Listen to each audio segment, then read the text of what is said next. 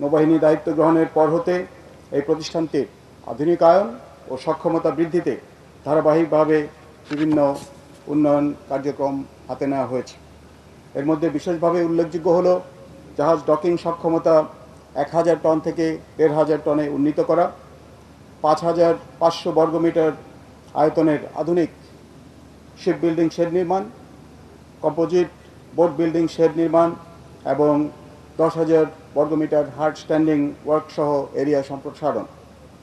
এই অবকাঠামোগত উন্নয়ন এই ডকইয়ার্ডটিকে একটি আধুনিক, দক্ষ ও প্রযুক্তি নির্ভর শিল্প ইয়ার্ডে পরিণত করেছে। ডিডব্লিউ লিমিটেড পেশাগত দক্ষতার মাধ্যমে জাহাজ নির্মাণ শিল্পে ইতিমধ্যে উল্লেখযোগ্য সক্ষমতা অর্জন করতে সক্ষম হয়েছে।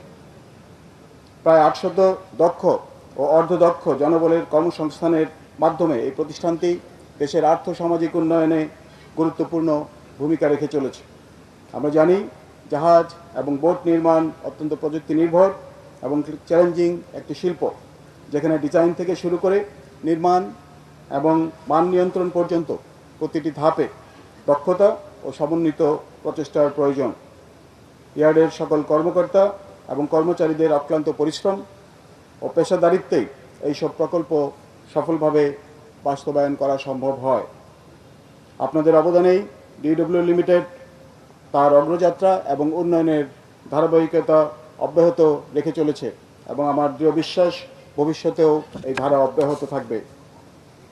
সম্মানিত সুধী, নবনির্মিত ফ্লোটিং ক্রেনটিতে সংযোজিত হয়েছে আধুনিক মেশিনারিজ ও ইকুইপমেন্ট, যা ক্রেনটির কার্যক্ষমতা, নির্ভরযোগ্যতা এবং অপারেশনাল সক্ষমতা বৃদ্ধিতে গুরুত্বপূর্ণ ভূমিকা রাখবে।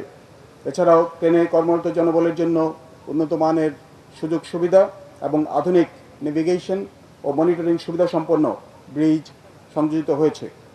আমি ধন্যবাদ জ্ঞাপন করছি সংশ্লিষ্ট বিদেশি ডিজাইন প্রতিষ্ঠান এবং ক্রেন প্রস্তুতকারী প্রতিষ্ঠানকে, যাদের আধুনিক ইকুইপমেন্ট সরবরাহের মাধ্যমে তারা আমাদেরকে সহযোগিতা প্রদান করেছেন। তাদের আধুনিক ডিজাইন, প্রকৌশল সহায়তা এবং আধুনিক প্রযুক্তির সমন্বয়ে এই ফ্লোটিং ক্রেনটি একটি মানসম্পন্ন প্ল্যাটফর্ম হিসেবে নৌবাহিনীকে তার গুরুত্বপূর্ণ অবদান রাখবে বলে আমি বিশ্বাস করি।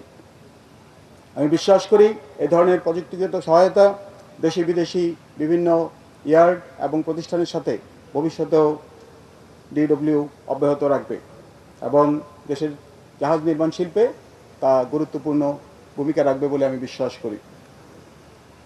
বর্তমান বৈশ্বিক অর্থনৈতিক চ্যালেঞ্জ সত্ত্বেও প্রয়োজনীয় ম্যাটেরিয়াল এবং ইকুইপমেন্ট সংগ্রহ করে নির্ধারিত সময়ে এই প্রকল্প সম্পন্ন করার জন্য আমি ডিডব্লিউর ব্যবস্থাপনা দলকে আন্তরিক ধন্যবাদ জ্ঞাপন করছি।